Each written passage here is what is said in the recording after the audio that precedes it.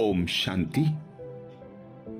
भारत के उत्थान की यदि हम कहानी सुने कि भारत का उत्थान कब हुआ था, यहां सबसे पहले कौन सा धर्म था, तो हम अनेक कहानियों में, अनेक नाटकों में, अनेक फिल्मों में, अनेक ग्रंथों में सुनते, देखते और पढ़ते आए हैं कि पान के पत्ते पर लेटा हुआ सबसे पहला बच्चा आया श्री कृष्ण। वह समय था भारत जब स्वर्ग था। सतयुग की ये बात है। सतयुग जो भारत में सर्वप्रथम होता है, इस युग में यहां पर आदि सनातन देवी देवता धर्म होता है, जिसे लगभग अभी से हम काउंट करें तो 4987 वर्ष पहले की बात है। यदि हम कल्प वृक्ष, मनुष्य सृष्टि रूपी वृक्ष को देखकर यदि समझें, तो सबसे पहला धर्म आया आदि सनातन देवी देवता धर्म, जहां भारत की जनसंख्या केवल 9 लाख होती है। यहां पर जो देवी देवता होते हैं उनकी उम्र लगभग 150 वर्ष रहती है। यह युग सतयुग कहलाता है, जब भारत में स्वर्ग था। इसीलिए भारत को सोने की चिड़िया कहा जाता है, क्योंकि जब सतयुग था, स्वर्ग था, तो भारत हर चीज से भरपूर था। सोना, चांदी, हीरे, जवाहरात, मोती सब भरपूर थे। कोई भी किसी प्रकार की भी समस्या, परेशानी, रोग नहीं थे। यहां पर हीरे जवाहरातों से, सोने से दीवारें बनाई जाती थी, महल बनाए जाते थे। तो आप अंदाजा लगा सकते हैं कि भारत को सोने की चिड़िया क्यों कहा जाता है। इस समय सारी सृष्टि पर एक ही धर्म होता है, जिसे आदि सनातन देवी देवता धर्म कहा जाता है, क्योंकि यह जब सृष्टि की आदि होती है उस समय से स्थापित हो जाता है। यह युग सतयुग कहलाता है, जो लगभग 2500 वर्ष तक रहता है। और जब सतयुग अंत होता है तो फिर त्रेता युग प्रारंभ हो जाता है, जिसे राम का राज्य कहा जाता है। सतयुग में लक्ष्मी नारायण का राज्य होता है, जिसके बाद राम राज्य भारत भूमि पर आ जाता है। और इस समय भी सारी मनुष्य सृष्टि में कोई धर्म का नाम निशान नहीं होता। इस त्रेता युग में भी भारत में सर्व प्राप्तियां थी, संपूर्ण संपन्न था। इसीलिए इस युग को भी सेमी युग, सतयुग कहा जाता है। सतयुग में इन दोनों युगों को यदि जोड़ लेते हैं तो 2500 वर्ष पूरा एक धर्म, एक राज्य सारी सृष्टि पर स्थापन रहता है। जैसा कि क्राइस्ट ने भी कहा था कि भारत में आज से 3000 वर्ष पहले स्वर्ग सतयुग था, देवी देवताओं का राज्य था, जो बाइबल में लिखा हुआ है। इन दोनों युगों में यदि हम तुलना करें तो सतयुग में जो देवी देवता होते हैं वो 16 कला संपूर्ण, सर्वगुण संपन्न, संपूर्ण निर्विकारी होते हैं, मर्यादा पुरुषोत्तम होते हैं। इसीलिए उनका गायन पूजन होता है। जो त्रेता युग में आते आते 2 कलाएं कम हो जाती हैं, तो यहां पर चंद्रवंश हो जाता है, जो सतयुग में सूर्यवंशी था। इसी प्रकार सतयुग में जो देवी देवता होते हैं उनकी आयु 150 वर्ष होती है। वहां पर 8 जन्म होते हैं। और उसके मुकाबले में त्रेता युग को देखा जाए तो यहां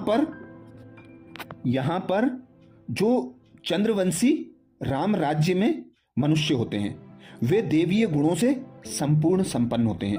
यहां भी धन धान्य की कोई कमी नहीं होती। यहां आयु 100 वर्ष होती है और जो मनुष्यों के जन्म होते हैं वो 12 जन्म होते हैं। ये मनुष्य भी 14 कलाओं से संपूर्ण होते हैं, संपन्न होते हैं, संपूर्ण अहिंसक, मर्यादा पुरुषोत्तम होते हैं। इसीलिए इन्हें देवी देवता कहा जाता है। इसे हम मनुष्य सृष्टि के वृक्ष के रूप में देखें तो जब आदि है तो वृक्ष प्रारंभ होता है और तना निकलता है। तना जो होता है सतयुगी देवी देवताओं का राज्य होता है। अब हम 2500 वर्ष के बाद आते हैं तो भारत में द्वापर युग आ जाता है। द्वापर युग में भक्ति शुरू हो जाती है।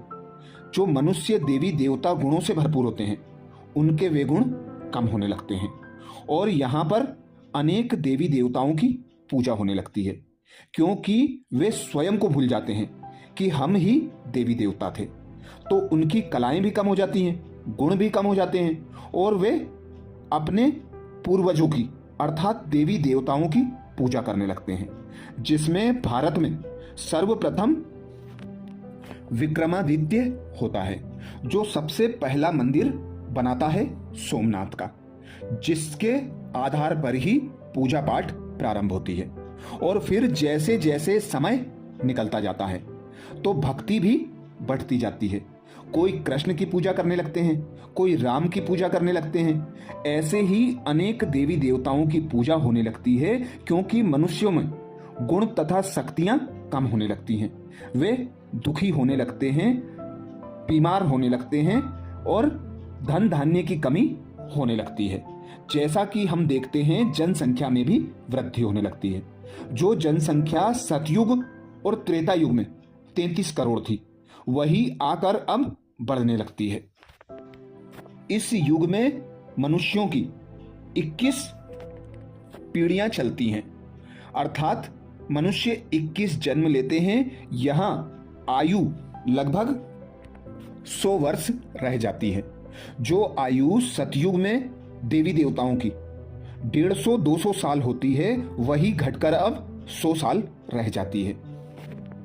चूंकि इस युग में सुख और प्रारब्ध जो भी होती है धीरे धीरे कम होने लगती है, इसीलिए दुख अशांति बढ़ जाती है। पुजारी स्थिति को प्राप्त करते हैं जो पूज्य देवी देवता होते हैं। सबसे पहले निराकार शिव पिता परमात्मा की हीरे की प्रतिमा सोमनाथ के मंदिर में बनाकर अनन्य भावना से उसकी पूजा करते हैं। यहाँ हम देखते हैं राजा विक्रमादित्य पहला मंदिर बनाकर शिव की पूजा करते हैं। तो इसीलिए हमारे समझाने का यह तात्पर्य है कि सृष्टि पर सर्वप्रथम भारत भूमि पर आदि सनातन देवी देवताओं का राज्य था, जो सतयुग और त्रेता युग तक चलता है। और फिर उसके बाद जब द्वापर युग आता है तो इसी धर्म की जो रजोगुणी अवस्था वाली आत्माएं होती हैं, जो अपने गुणों को भूल जाती हैं, वे हिंदू धर्म की कहलाने लगती हैं। तथा इस युग के प्रारंभ में महर्षि वेदव्यास द्वारा श्रीमद् भागवत गीता की रचना होती है। फादर इब्राहिम द्वारा इस्लाम धर्म की स्थापना होती है। बुद्ध द्वारा बौद्ध धर्म की स्थापना होती है और ईसा द्वारा ईसाई धर्म की स्थापना होती है। जो भी धर्म स्थापन होते हैं वे सभी इसी आदि सनातन देवी देवता धर्म के मनुष्यों द्वारा स्थापित किए जाते हैं। भल धर्म स्थापन करने के लिए विशेष आत्मा परम धाम से आती है, पर जो मनुष्य सृष्टि स्थापित रहती है उस सृष्टि पर आदि सनातन देवी देवता धर्म ही होता है, जो दो भागों में बढ़ जाता है। एक होता है सूर्यवंशी, दूसरा होता है चंद्रवंशी। फिर इन्हीं के वंशज जो होते हैं वे ही आपस में लड़ाई झगड़ा करने लगते हैं, तो बढ़ जाते हैं और अनेक धर्म स्थापन होने लगते हैं। और सृष्टि पर अनेक धर्म की आत्माओं के फिर जन्म होने लगते हैं। और फिर 4 धर्म विशेष। पहला धर्म आदि सनातन देवी देवता धर्म, दूसरा धर्म इब्राहिम द्वारा स्थापित किया गया इस्लाम धर्म, तीसरा धर्म बुद्ध द्वारा स्थापित किया गया बौद्ध धर्म, चौथा धर्म क्राइस्ट द्वारा स्थापित किया गया क्रिश्चियन धर्म। फिर अनेक मठ पंथ आदि बढ़ते जाते हैं। तो यही कहानी है भारत पर आदि सनातन देवी देवता धर्म की, जो प्रारंभ से रहता है और अंत में फिर जब कलयुग अंत आता है तो विनाश का समय अर्थात परिवर्तन का समय आ जाता है और फिर भारत भूमि पर परम पिता परमात्मा शिव अवतरित होकर पवित्र धर्म आदि सनातन देवी देवता धर्म की स्थापना करते हैं। और इसी स्थापना के आधार पर जैसा कि बताया जाता है, ईश्वर को गॉड कहा जाता है। गॉड अर्थात G for generate, O for operator और डी फॉर डिस्ट्रॉयर। इसीलिए जो त्रिमूर्ति शिव का गायन है कि ब्रह्मा द्वारा आदि सनातन देवी देवता धर्म की स्थापना कराते हैं, विष्णु द्वारा सतयुग त्रेता युग में पालना कराते हैं और कलयुग में शंकर द्वारा विनाश कराते हैं। तो जो आसुरी प्रवृत्ति के मनुष्य होते हैं, अधर्मी होते हैं, उनका विनाश होता है और एक धर्म आदि सनातन देवी देवता धर्म पुनः स्थापित हो जाता है। इससे तात्पर्य यही है कि आदि सनातन देवी देवता धर्म आदि से था, मनुष्य सृष्टि के आदि से था और अंत तक भी रहता है और फिर पुनः स्थापित हो जाता है। जिस प्रकार कोई पुराना मकान होता है, जर्जरीभूत हो जाता है तो उसे तोड़कर पुनः वापस बनाया जाता है, ऐसे ही अभी कलयुग अंत में आदि सनातन देवी देवता धर्म जो लुप्त होने वाला रहता है उसे पुनः आकर परम पिता परमात्मा शिव स्थापन कराते हैं और फिर वापस जो सृष्टि का चक्र है 5000 वर्ष घूमकर फिर पुनः भारत में सतयुग होता है। तो सतयुग, त्रेतायुग, द्वापर, कलयुग और फिर पुनः सतयुग आना है, जिसकी स्थापना भारत में चल रही है। हम देख रहे हैं सृष्टि का परिवर्तन भी शीघ्र अतिशीघ्र होता जा रहा है।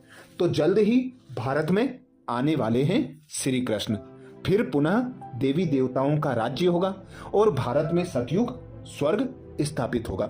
अच्छा, ओम शांति।